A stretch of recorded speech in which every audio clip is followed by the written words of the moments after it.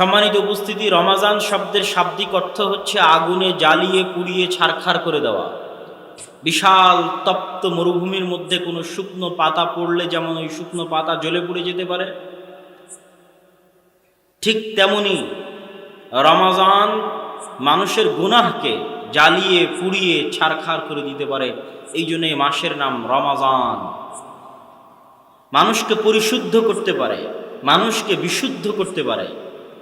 এবং আপনারা জানেন, প্রত্যেকটা জিনিস বিশুদ্ধ করার জন্য, পরিষ্কার পরিচ্ছন্ন করার জন্য অনেক কষ্টের দরকার, অনেক সাধনার দরকার। সোনাকে খাঁটি করা হয় আগুনে পুড়িয়ে, কোনো কিছুর সাথে কোনো কিছু ঝালাই লাগানো হয় আগুনে পুড়িয়ে। আগুনে পুড়ানোর মাধ্যমে সেটা গরমের মাধ্যমে সেটা নরম হয়। ঠিক মানুষকেও যদি পরিশুদ্ধ করতে হয়, বিশুদ্ধ করতে হয়, কষ্টের দরকার, সাধনার দরকার। এই জন্য আল্লাহ সুবহানাহু ওয়া তাআলা কোরআন মাজিদে বলছেন, ইয়া আইয়ুহাল্লাযীনা আমানু, ওহে ঈমানদারগণ, ওহে তোমরা যারা ঈমান আনয়ন করেছো। চাঁপাইনবাবগঞ্জের মানুষ, রাজশাহীর মানুষ, বাংলাদেশের মানুষ, পৃথিবীর মানুষ, যারা বিশ্বাস করো আল্লাহ এক এবং অদ্বিতীয়, যারা বিশ্বাস করো মুহাম্মদ আল্লাহ রাসূল, যারা বিশ্বাস করো কোরআন সত্য, তারা জেনে রাখো কুতিবা আলাইকুমুস সিয়াম, তোমাদের উপর সিয়াম রাখা ফরজ। কামা কুতিবা আলাল্লাযীনা মিন ক্বাবলিকুম, শুধু তোমাদের উপর ফরজ নয়, বরং পৃথিবী তোমাদের আগেও বহু উম্মত চলে গেছে, বহু জাতি চলে গেছে, বহু নবী চলে গেছে, বহু কওম চলে গেছে, তাদের সকলের উপর সিয়াম ফরজ ছিল বিভিন্নভাবে বিভিন্ন সময়। যেমন আশুরার সিয়াম। আশুরার সিয়াম কয় তারিখের সিয়াম বলেন তো? 10ই মুহররম। কয় তারিখের সিয়াম? 10ই মুহররম। কেন সিয়াম রাখতে হয়? নাজাতে মূসা। এই দিন আল্লাহ সুবহানাহু ওয়া তাআলা ফিরআউনকে সমুদ্রের পানিতে, নদীর পানিতে ডুবিয়ে দিয়েছিলেন এবং মূসা আলাইহিস সালাতু ওয়াস সালামকে উদ্ধার করেছিলেন। এই দিন ওই দিন যেই দিন মূসা আলাইহিস সালাতু ওয়াস সালাম এবং বনু ইসরাইল মুক্তি পেয়েছিল ফিরআউনের কবল থেকে। সেই দিন থেকে মূসা আলাইহিস সালাম থেকে নিয়ে মুহাম্মদ সাল্লাল্লাহু আলাইহি সাল্লাম পর্যন্ত প্রত্যেক নবী এই দিনে সিয়াম রাখতেন ফরজ হিসেবে। এবং মুসলিম উম্মার উপরও এই দিন সিয়াম রাখা ফরজ ছিল, রমাজানের সিয়াম ফরজ হওয়ার আগে। তাহলে ওই যে আল্লাহ বললেন, ইয়া আইয়ুহাল্লাযীনা আমানু কুতিবা আলাইকুমুস সিয়াম, তোমাদের উপর সিয়ামকে ফরজ করা হয়েছে, তবে মনে করিও না শুধু তোমরাই সিয়াম পালন করছো। কামা কুতিবা আলাল্লাযীনা মিন ক্বাবলিকুম, তোমাদের আগে যারা চলে গেছে তারাও সিয়াম পালন করছে। আজকেও যদি আপনি যান ইহুদি কোনো পল্লীতে, কোনো এলাকায়, এবং তাদের যদি জীবনাচরণ দেখেন, তাহলে দেখবেন তারা এখনও আশুরার সিয়াম পালন করে এবং তাদের জীবনে এখনও সালাত আছে, তাদের জীবনে এখনও সিয়াম আছে। সালাত এবং সিয়াম নির্দিষ্ট শুধু মুহাম্মদ সাল্লাল্লাহু আলাইহি ওয়াসাল্লামের আনিত বিধান নয়। যেহেতু সকল নবী আল্লাহর পক্ষ থেকে এসেছে, সকল নবীর দিন এক, পদ্ধতিগত পার্থক্য হতে পারে, সময়গত পার্থক্য হতে পারে। এই জন্য আদম থেকে নিয়ে মুহাম্মদ সাল্লাল্লাহু আলাইহি ওয়াসাল্লাম পর্যন্ত সকল নবী সালাত আদায় করতেন, সকল নবী সিয়াম পালন করতেন। সুতরাং এটা নতুন কোনো ইবাদত নয়, আল্লাহ সুবহানাহু ওয়া তাআলাকে সন্তুষ্ট করার আদি এবং প্রথম থেকে নিয়ে আদম আলাইহিস সালাতু ওয়াস সালাম থেকে নিয়ে এখন পর্যন্ত চলে আসতেছে। এই রমাজান মাস সম্পর্কে রাসূলুল্লাহ সাল্লাল্লাহু আলাইহি ওয়াসাল্লাম বলেন, ইযা দাখালা রমাদান, আন আবি হুরায়রা রাদিয়াল্লাহু তাআলা আনহু আন্নাহু ক্বাল ক্বালা রাসূলুল্লাহ সাল্লাল্লাহু আলাইহি ওয়াসাল্লাম, আবু হুরায়রা রাদিয়াল্লাহু তাআলা আনহু থেকে বর্ণিত, তিনি বলেন রাসূল সাল্লাল্লাহু আলাইহি ওয়াসাল্লাম বলেছেন, ইযা দাখালা রমাদান, যেই দিন রমাদান শুরু হয়ে যায়, রমাজানের সম্মানে ফুতিহাত আবওয়াবুস সামা, আসমানের দরজাগুলো খুলে দেওয়া হয়, ওয়া গুলিকাত আবওয়াবুন নার, জাহান্নামের দরজাগুলো বন্ধ করে দেওয়া হয়, ওয়া সুলসিলাতিশ শায়াতিন, এবং শয়তানকে শৃঙ্খলাবদ্ধ করা হয়। আপনি যদি একটি দোকান উদ্বোধন করতে যান, দেখবেন দোকান উদ্বোধন করাকে নিয়ে আপনি সেটাকে কত সুন্দর করে সাজাচ্ছেন, কত সুন্দর করে সেটার ওপেনিং করছেন। মানুষ কোনো কিছু উদ্বোধন করতে গেলে সেটাকে অনেক সুন্দর করে চাকচমক করে সাজিয়ে একটা জিনিস উদ্বোধন করে, সেটার মূল্য, সেটার গুরুত্ব বুঝাতে চায়, সেটাকে লক্ষ্য করে অফার দেয়, সেটাকে লক্ষ্য করে অনেক কিছু মানুষ করে। আল্লাহ সুবহানাহু ওয়া তাআলার নিকটে রমাজানের গুরুত্ব কতখানি এটা আল্লাহ বুঝাতে চাচ্ছেন, কেননা রমাজান যিনি দিচ্ছেন উনি আল্লাহ। তো উনি যদি গুরুত্ব বুঝাতে চান, কি দিয়ে বুঝাবেন? ওনার বড় বড় সৃষ্টি জীব দিয়েই বুঝাবেন। আপনি দোকানের উদ্বোধন বুঝাবেন বেলুন দিয়ে, আপনি দোকানের উদ্বোধন বুঝাবেন ফিতা কেটে, আপনার কাছে আরো অনেক মাধ্যম আছে, তো আল্লাহ সুবহানাহু ওয়া তাআলার কাছে মাধ্যম কি? বিশাল আসমান। আল্লাহ সুবহানাহু ওয়া তাআলার কাছে মাধ্যম কি? বিশাল জাহান্নাম। আল্লাহ সুবহানাহু ওয়া তাআলার কাছে মাধ্যম কি? বিশাল জান্নাত। এগুলো আল্লাহর এক একটা মহিমান্বিত বিশাল বিশাল সৃষ্টি। আল্লাহ দুনিয়ার মানুষকে বুঝাতে চাচ্ছেন রমজান আমার নিকটে কত গুরুত্বপূর্ণ, রমজান আমার নিকটে কত দামি, রমজান আমার নিকটে কত মহান, রমজান আমার নিকটে কত মহৎ, সেটা আমি তোমাদেরকে বুঝাতে চাচ্ছি আমার বিশাল বিশাল সৃষ্টি দিয়ে। এক বিশাল সৃষ্টি আসমান। যেই দিন রমজান আসবে সেই দিন আমি আসমানের সকল দরজা রমজান শেষ হওয়া পর্যন্ত খোলা রাখবো। রমজানের আসমানের দরজা পুরো রমজান কখনো বন্ধ হবে না। আল্লাহর বিশাল সৃষ্টি আসমান, এই বিশাল সৃষ্টির দরজা উন্মুক্ত করে দিয়ে আল্লাহ রমজানকে স্বাগতম জানাচ্ছেন, মানুষকে বুঝাচ্ছেন যে রমজানের গুরুত্ব আমার নিকটে কতখানি, কত দামি, কত বেশি। আল্লাহ সুবহানাহু ওয়া তাআলার আসমান কত বিশাল, আসমানের দরজা কেমন হতে পারে? আমরা যে পৃথিবীতে বসবাস করছি, যাদের মোটামুটি টুকটাক সামান্য জ্ঞান আছে, তারা জানেন যে আমাদের এই পৃথিবীকে বিজ্ঞানীদের আবিষ্কার অনুযায়ী একটা গ্রহ, এই গ্রহের একটা উপগ্রহ হচ্ছে চাঁদ। এই গ্রহের চারিপাশে আরও গ্রহ আছে, মঙ্গল, বুধ, তেমনই একটা বড় গ্রহ হচ্ছে সূর্য। সূর্যকে কেন্দ্র করে যতগুলো গ্রহ ঘুরছে সেটাকে বিজ্ঞানীরা নাম দিয়েছে সৌরজগৎ। যার কেন্দ্রে আছে সূর্য, চারিদিকে বহু গ্রহ ঘুরতেছে, তার মধ্যে একটা পৃথিবী, সেও ঘুরতেছে, এটার নাম সৌরজগৎ। এটাকে তারা বলতেছে একটা গ্যালাক্সি। একটা গ্যালাক্সির মধ্যে শত শত গ্রহ উপগ্রহ থাকতে পারে। তাহলে সূর্য কেন্দ্রিক যে গ্যালাক্সিটা, মিল্কি ওয়ে গ্যালাক্সি, যেটা সূর্যকে কেন্দ্র করে ঘুরে, এই গ্যালাক্সির বাইরে যদি বের হন, এরকম আরো লক্ষ লক্ষ কোটি কোটি গ্যালাক্সি এই মহাশূন্যে আছে। আর ওই লক্ষ লক্ষ কোটি কোটি গ্যালাক্সির মধ্যে এরকম হাজার হাজার শত শত গ্রহ উপগ্রহ আছে। যেমন একটা গ্যালাক্সির মধ্যে আমরা পৃথিবী আছি, বৃহস্পতি আছে, সূর্য আছে, চন্দ্র পৃথিবীর উপগ্রহ হিসেবে আছে, এটা একটা গ্যালাক্সির মধ্যে। এরকম লাখ লাখ কোটি কোটি গ্যালাক্সি আছে। ওই কোটি কোটি গ্যালাক্সির মধ্যে এরকম শত শত গ্রহ উপগ্রহ আছে। এবং আমরা উপরে তাকালে যে বিশাল মহাশূন্য দেখি, এটাকে বলা হয় মহাশূন্য। এই বিশাল মহাশূন্যের কোনো সীমানা, কোনো লিমিটেশন, কোনো আয়তন, কোনো এরিয়া এখন পর্যন্ত এই সর্বোন্নত পৃথিবীর সর্বোন্নত বিজ্ঞানের পক্ষে নির্ধারণ করা সম্ভব হয়নি। বরং বিজ্ঞানীরা কি বলেছে জানেন? বিজ্ঞানীরা এইটা বলেছে যে এই বিশাল একটা পর্দা যদি আমার চোখের সামনে ঝুলিয়ে দেওয়া হয়, এই যে বিশাল পর্দা চোখের সামনে ঝুলিয়ে দেওয়া হলো, চোখের সামনে বিশাল পর্দা ঝুলিয়ে দেওয়ার পর আমি কতটুকু দেখতে পাচ্ছি? এই পোস্টারের এতটুকু দেখতে পাবো এবং এতটুকু দেখতে পাবো। কথা কি আমার বুঝতে পারছেন? এই পোস্টারটা যদি এখন এত বড় হয়, এত বড় পোস্টার, আর আমার চোখের সামনে ফেলে দিলাম, তাহলে এই পোস্টারের চারি সাইডে আর কত বড় আছে আমি কি আর দেখতে পাবো? কথা মনে হয় বুঝাতে পারছি না, আমি কি আর দেখতে পাবো? তো আমরা খালি চোখে আকাশে তাকালে বিশাল মহাশূন্যের অল্প ইঞ্চি থেকে ইঞ্চি, সামান্য থেকে সামান্য অংশ, যেমন বিশাল একটা পর্দা চোখের সামনে দিয়ে দিলে ওটা কত বড় সেটা আমরা দেখতে পাই না, অল্প একটা অংশ দেখতে পাই। এই বিশাল মহাশূন্যে তাকালে এটার সামান্য থেকে সামান্য, অল্প থেকে অল্প, ক্ষুদ্র থেকে ক্ষুদ্র অংশ আমরা দেখতে পাই, আর বাকি বিশাল অংশ আমরা দেখতে পাই না। তাহলে কত বড় হতে পারে? যেটা চোখে দেখতে পাচ্ছি এটা যদি এত সামান্য হয়, তাহলে আসলে এটা কত বড়? এটা কিন্তু বিজ্ঞানীরাও জানে না। এবং বিজ্ঞানীদের সবচেয়ে শক্তিশালী যে যন্ত্র, সর্বশেষে আমি আকাশের ব্যাপকতা বুঝাতে গিয়ে একটু এখানে বিরতি নিচ্ছি, নিয়ে আবার আমরা আগের আলোচনায় ফিরে যাব। জেমস ওয়েব টেলিস্কোপ নামে একটা টেলিস্কোপ কিছুদিন পূর্বে নাসার পক্ষ থেকে মহাশূন্যে পাঠানো হয়েছে। তো বিভিন্ন পত্রিকায় হেডলাইন করলো যে এত কোটি বছর আগের ছবি, এই ওই যে মেশিনটা পাঠানো হয়েছে সেখানে অনেক উন্নত মানের ক্যামেরা দেওয়া হয়েছে, শক্তিশালী ক্যামেরা, যেন তাপে জ্বলে পুড়ে ছারখার না হয়ে যায় সূর্যের তাপে। অনেক উপরে গিয়েও যেন ক্যামেরা ঠিক থাকে, এবং এই ক্যামেরা বহু দূরের ছবি ধারণ করতে পারবে, এরকম পৃথিবীর সবচেয়ে উন্নত প্রযুক্তির ক্যামেরা পাঠানো হয়েছে। তো সেই ক্যামেরা এত হাজার বছর, এত কোটি বছর আগের ছবি তুলে পাঠিয়েছে। তো এই যে আগের ছবি তোলা, এই জিনিসটা আমার কাছে একটু প্রশ্নবোধক মনে হয়েছে। তখন আমি এটা নিয়ে পড়েছি, ভিডিও দেখেছি। তখন দেখার পরে এই মহাশূন্য সম্পর্কে যেটা বিজ্ঞানীদের আবিষ্কার, সেটা জেনে আমিও হতভম্ব।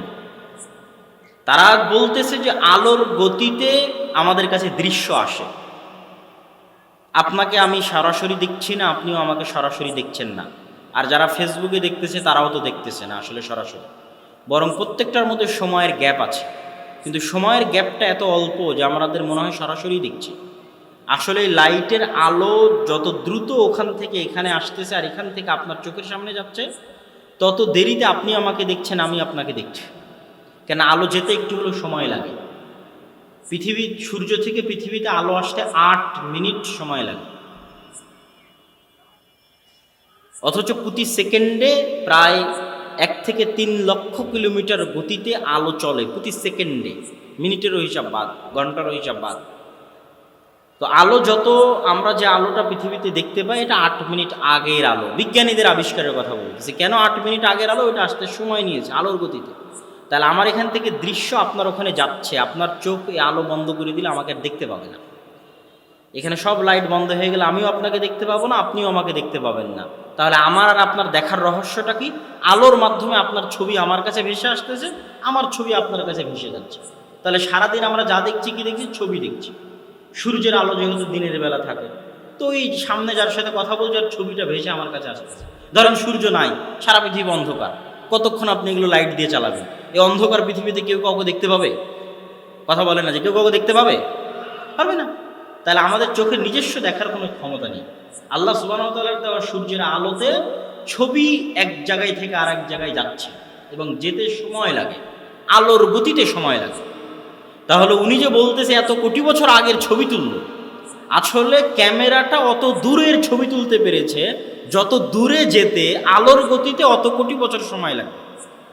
তাহলে ওই ছবিটা ক্যামেরা পর্যন্ত আরও আসতে, যে জায়গায় ক্যামেরা আছে, ক্যামেরা পর্যন্ত আরও আসতে এত কোটি বছর সময় লাগবে। এই জন্য ক্যামেরা বলতেছে যে আমি আলো আসার আগেই ওখানকার ছবি তুলেছি এবং এটার যাত্রা পথের দূরত্ব এতখানি। এই জন্য ও বলতেছে এত কোটি বছর আগের ছবি তুলেছি। না বোঝাতে পারলে হয়তো এটা ওটার আলোচনা, এই জন্য বোঝানোর প্রয়োজন নেই, আপনারা দেখে নেবেন খুঁজে, জেমস ওয়েব টেলিস্কোপ সার্চ দিলেই পাবেন। তো সারমর্ম কি দাঁড়ালো? সারমর্ম এটা দাঁড়ালো যে তারপরেও তারা বলতে পারতেছে না, তথা যত দূরের তারা ছবি তুলতেছে অত দূরে আলোর গতিতে যেতে হলে কোটি কোটি বছর লাগবে, 1000 কোটি বছর লাগতে পারে। তো আলোর গতিতে তো মানুষ কিছুই আবিষ্কার করতে পারেনি। তা আলোর গতিতে যদি মানুষ কোনোদিন কিছু আবিষ্কার করতে পারে, তাহলে যত দূরের ছবি তুলেছে অত দূরে যেতে 100 কোটি বছর লাগলো, তো মানুষ 100 কোটি বছর তো বাঁচতেও পারবে না। তাহলে তো ওটাও যে শেষ সীমানা তাও বিজ্ঞানীরা বলতে পারতেছে না। তাহলে এই উপরে তাকালে কি দেখা যায় তা বিজ্ঞানীরা নিজেরাও জানে না। তাহলে এই মহাশূন্যের কাছে বিজ্ঞানীদের গবেষণা একদম জিরো, একদম ছোট, একদম নগণ্য। এই মহাশূন্য সম্পর্কে বিজ্ঞানীরা কিছুই জানতে পারেনি। তারা 100 ভাগের 1% জানতে পারে। এবং এটি আল্লাহ সুবহানাহু ওয়া তাআলার সৃষ্টি রহস্যের সবচেয়ে বড় চ্যালেঞ্জ পৃথিবীর মানুষের কাছে, আল্লাহ সুবহানাহু ওয়া তাআলার এই মহাশূন্য। সম্মানিত উপস্থিতি, তাহলে মেরাজের রাতে অবশ্যই আল্লাহ সুবহানাহু ওয়া তাআলা আলোর গতিকে ভেদ করার যন্ত্র দিয়েই, আলোর গতিকে ভেদ করার কিছু দিয়েই মুহাম্মদ সাল্লাল্লাহু আলাইহি ওয়াসাল্লামকে নিয়ে গেছিলেন। আর কোনোদিন মানুষ আলোর গতিকে ভেদ করতে পারলে আর সময় থাকে না। আমি যেই দিন আলোর গতি পেয়ে যাব ওই দিন আর সময় অচল হয়ে যাবে, তথা আমার বয়স স্থির হয়ে যাবে। তাহলে আমাদের বয়স বাড়তেছে কেন? আমরা আলোর গতিতে চলতে পারতেছি না। এই জন্য আলো কোটি কোটি কিলোমিটার, লক্ষ লক্ষ কিলোমিটার গতিতে পৃথিবীতে আসতেছে আর আমাদেরকে ওভারটেক করে চলে যাচ্ছে, আমাদেরকে পার হয়ে চলে যাচ্ছে। আর আমরাও ধীরে ধীরে ধীরে ধীরে বৃদ্ধ হয়ে কোথায় চলে যাচ্ছি? মহাকাল, মহাশূন্যের গর্ভে কবরের দিকে দৌড়াচ্ছি, মৃত্যুর দিকে দৌড়াচ্ছি। তাহলে আলো এবং সময় এটাই পৃথিবীর সবচেয়ে রহস্য। ওয়াল আসর ইন্নাল ইনসানা লাফি খুসর, সময়ের শপথ, নিশ্চয় প্রত্যেকটা মানুষ সময় নষ্ট করে। আসার পর থেকে আমরা সময় নষ্ট করতেছি। আমাদের জীবনটা সময়, আমাদের জীবনটা টাইম। একটা নির্ধারিত তারিখে জন্ম হয়েছে, নির্ধারিত তারিখে মৃত্যু হবে। এই সময়টা ওই যে আলোর গতিতে যে সময় আসতেছে, আল্লাহ সুবহানাহু ওয়া তাআলা যেখানে আছেন ওখানে সময় নাও থাকতে পারে। এই জন্য আপনি যদি বলেন যে বাংলাদেশে লাইলাতুল কদর হয়, তাহলে সারা পৃথিবীতে কখন লাইলাতুল কদর হবে? আল্লাহ সুবহানাহু ওয়া তাআলা কি তাহলে সবসময় নিচের আসমানে নেমে আসেন? আপনার এখানে সময় আছে, আল্লাহ সুবহানাহু ওয়া তাআলার সময় নাও থাকতে পারে। এই সময়ে কি আমাদের দিন এক একটা দিন 500 বছরের সমান হয়ে যাবে কি আমাদের সময়? কারণ আল্লাহ সময়কে থামিয়ে দিবেন। যখন ফিলিস্তিন বিজয় করলেন মুসা আলাইহিস সালাতু ওয়াস সালামের সাগরে ইউশা বিন নুন, তো ইউশা বিন নুন দোয়া করলো, আল্লাহ আপনি সূর্যকে থামিয়ে দেন। কেন সূর্য ডুবার আগে ফিলিস্তিন বিজয় করতে চায়, আল্লাহ সূর্য থামিয়ে দিলেন, সময় স্থির হয়ে গেল। মানে সূর্যের আলোর গতিতে সময় দৌড়ায়, তো আল্লাহ সূর্যকে থামিয়ে দিলেন, সময় থেমে গেল। বুখারীর হাদিস, ইউশা বিন নুন সময় থামা অবস্থায়, সময় স্থির অবস্থায় ফিলিস্তিন বিজয় করেছে। তাহলে আপনার এখানে যেই সময়, ওই সময় আসমানেও হবে, আর আপনি আল্লাহকে বলবেন আল্লাহ তাহলে কি সবসময় নিচের আসমানে নামে? আল্লাহ সুবহানাহু ওয়া তাআলা কি সবসময় মেরাজ এই লাইলাতুল কদর তাহলে কখন কোথায় হয়? এগুলো উদ্ভট প্রশ্ন। আপনার এখানে যেটা হাজার হাজার বছরের সময়, সেটা আল্লাহ সুবহানাহু ওয়া তাআলার ওখানে 1 সেকেন্ডেরও হতে পারে। আল্লাহ সুবহানাহু ওয়া তাআলা ভালো জানেন। আমি মনে হয় কথা বুঝাতে পারছি না আপনাদেরকে। এই জন্যই তো জালেমের বিচার হতে সময় লাগে। কেন? আপনি অস্থির হয়ে যান, আপনার কাছে সময় অনেক শর্ট। এই জন্য এক একটা বছর আপনার কাছে অনেক বড়, 50-60 বছরের জীবন অনেক বড়। আল্লাহ সুবহানাহু ওয়া তাআলার কাছে 1,000 বছরও হয়তো কিছু নয়, 2,000-5,000 বছরও হয়তো কিছু নয়।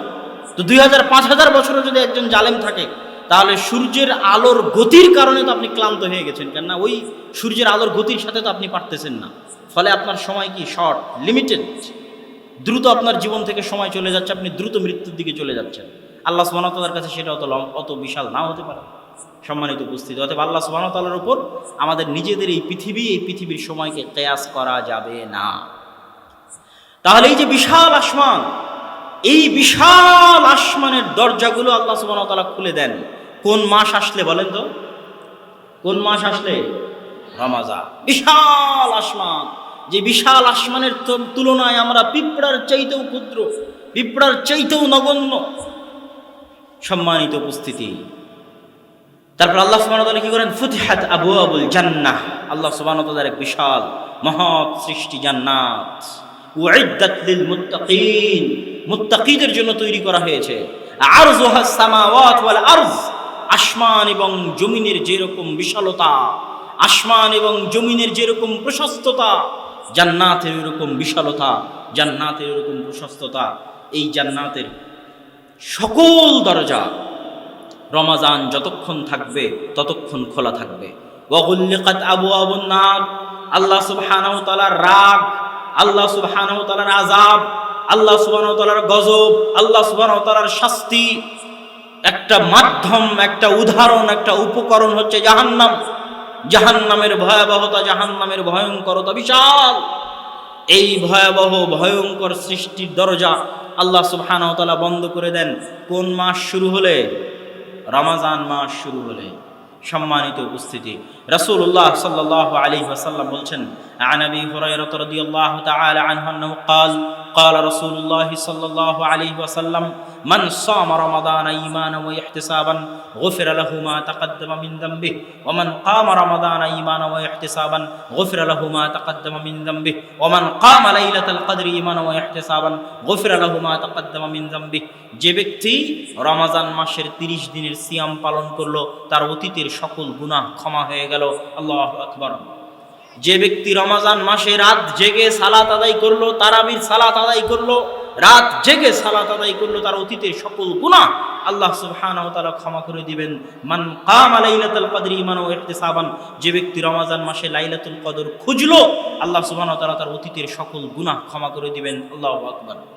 কিন্তু শর্ত একটাই, ঈমান ওয়া ইহতিসাবান, ঈমানের সাথে নেকির আশায়। ঈমানের সাথে মানে কি? গুনাহ মুক্ত। ঈমানের সাথে মানে গুনাহ মুক্ত। আপনি সিয়ামও পালন করবেন, গুনাহও করবেন, তাহলে কিসের সাধনা? সিয়াম মানে গুনাহ থেকে বিরত থাকা, এটাই সাধনা। সিয়াম মানে খাবার থেকে বিরত থাকা, এটাই সাধনা। কিন্তু সিয়ামও করছেন, গুনাহও করছেন, এই সিয়ামের কোনো মূল্য নাই। এই সিয়াম আর হিন্দুদের উপাসনার মধ্যে কোনো পার্থক্য নাই। এই সিয়াম আর আরেকজন মানুষের না খেয়ে থাকা, স্বাস্থ্য কন্ট্রোল করার জন্য, ওর মধ্যে কোনো পার্থক্য নাই। তাহলে সিয়াম কি হবে? গুনাহ থেকে বিরত থাকা। ঈমানের সাথে মানে গুনাহ মুক্ত অবস্থায়। সম্মানিত উপস্থিতি, রমাজান মাসের এত সম্মান কি জন্য বলেন তো? এই যে সংক্ষিপ্তভাবে দুটো বড় বড় সম্মান আমরা জেনে ফেললাম, আপনারা আগে থেকেই জানেন, আবারও আল্লাহ রাসূলের হাদিস বললাম। তো এই যে বিশাল সম্মান, এটা কি জন্য বলেন? আল্লাহ সুবহানাহু ওয়া তাআলা পবিত্র কোরআন মাজিদে বলছেন, শাহরু রমাদান আল্লাযী উনজিলা ফীহিল কুরআন। রমাজান হচ্ছে ওই মাস, যেই মাসে আল্লাহ সুবহানাহু ওয়া তাআলা কি অবতীর্ণ করেছেন? জোরে বলতে হবে, কি অবতীর্ণ করেছেন?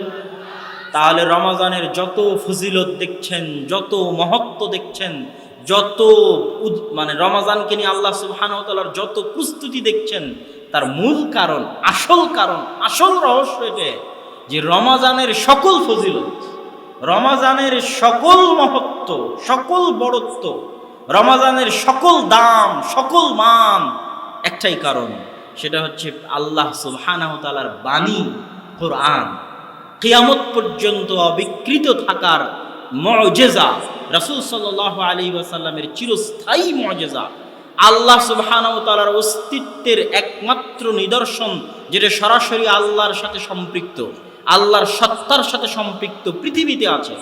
আল্লাহর অস্তিত্বের এমন কোন নিদর্শন যেটা সরাসরি আল্লাহর সত্তার সাথে সম্পৃক্ত পৃথিবীতে আছে, এর চাইতে দামি পৃথিবীতে আর কিছুই নয়। সেটা কি বলেন? একটু জোরে বলতে হবে, সেটা কি? কোরআন। এই কোরআন এই মাসে অবতীর্ণ হয়েছে, এই জন্য এই মাসের এত দাম। এবং এই মাসের মধ্যে একটা রাত আছে, যেই রাত হচ্ছে এই মাসের সর্বশ্রেষ্ঠ রাত। ইন্না আনজালনাহু ফি লাইলাতুল কদর। হে নবী, আপনি কি জানেন মা লাইলাতুল কদর? লাইলাতুল কদর কি? লাইলাতুল কদর সম্পর্কে কি আপনি কি জানেন?